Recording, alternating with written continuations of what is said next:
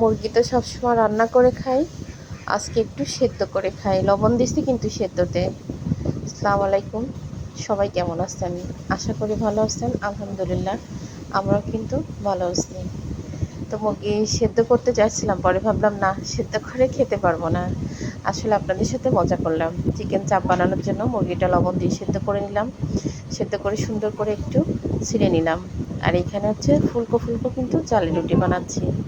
Chicken চাপ খাওয়ার জন্য চালের রুটি, আটা রুটি এগুলা দিয়ে কিন্তু অনেক বেশি মজা লাগে। দেখেন রুটিগুলা কত সুন্দর হয়েছে, একদম চালের রুটি ফুলকা ফুলকো। আর আমার কাছে কিন্তু রুটি বানানো অনেকে আছে যেমন তেমন করে বানায়, আমার কাছে কিন্তু ভালো লাগে না। কারণ কি, যেটা করব সেটা দেখারও সৌন্দর্য থাকবে, খাওয়ায়ও স্বাদ থাকবে।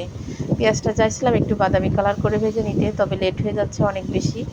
ছেলে মেয়েদের স্কুল তো আজকের থেকেই খোলা। এতদিন শুধু ব্যাস বাসায় টিচার আসতো, আজকে থেকে স্কুল খোলা। এই জন্য তাড়াহুড়া করেই কিন্তু করলাম, আর সময় নিয়ে পেঁয়াজটা ভাজতে গেলাম না। বাসায় অনেকগুলো মানুষ কাজ করতেছে।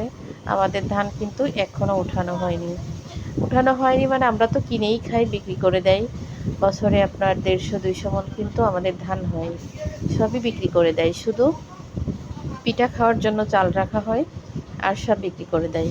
বেশি জমি মানে আমাদের বর্গা দেওয়া, মানে বর্গাদিদের করতে দেওয়া, আর অল্প কিছু হচ্ছে নিজেরা করে।